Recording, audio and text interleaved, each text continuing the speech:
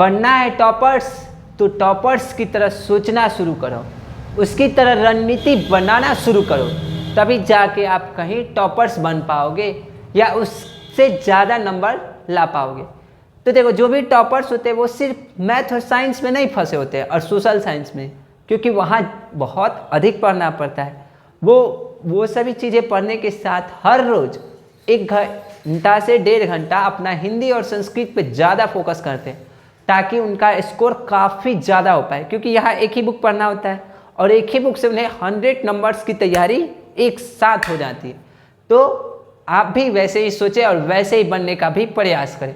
तो सुबह में हम लोगों का क्लास 10:30 बजे चलता है हिंदी का, जिसमें पहले पार्ट से लेकर शुरू हो चुका है क्वेश्चन आंसर, जो अंतिम पार्ट तक कराया जाएगा।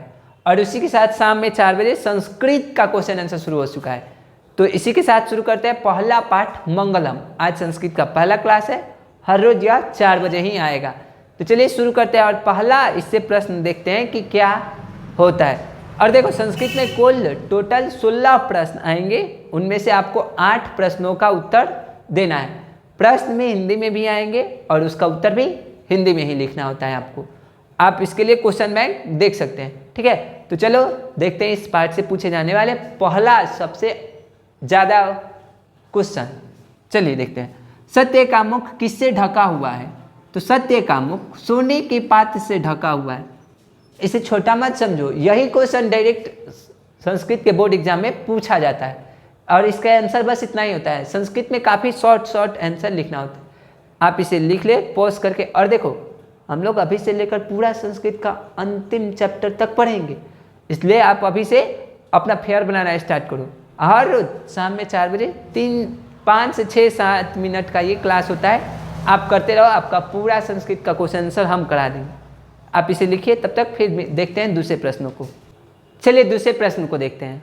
कह रहा है कि आत्मा का स्वरूप कैसा है, मतलब आत्मा के बारे में पूछा है, वो कैसा है कैसा नहीं। और पहले चैप्टर से यही सबसे अधिक बार प्रश्न पूछा गया है। ये और एक और है जो सबसे अधिक बार पूछा जाता है। तो चलिए इसका भी आंसर जान लेते हैं। आत्मा मनुष्य के हृदय रूपी गुफा में निवास करती है या अणु से भी अणु, मतलब बहुत ही सूक्ष्म तथा महान से भी महान है। आगे प्रश्न को देखते हैं। आप इसे पॉज करके इस क्वेश्चन को भी नोट कर लीजिए। चलिए अगले प्रश्न को देखते हैं। कह रहा है कि किससे देव मार्ग का विस्तार होता है? सत्य से ही देव मार्ग का विस्तार होता है।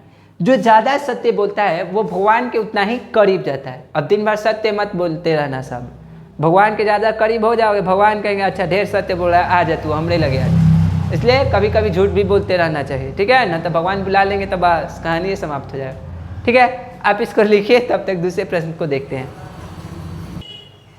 ये सभी के सभी क्वेश्चन बहुत ही इंपॉर्टेंट है एग्जाम के लिए। तो चलिए देखते हैं दूसरे प्रश्न को। कह रहा है कि नदियों के द्वारा किस सत्य को दिखाया गया है, मतलब नदी के द्वारा इस चैप्टर में क्या बताया गया है। तो देखते हैं।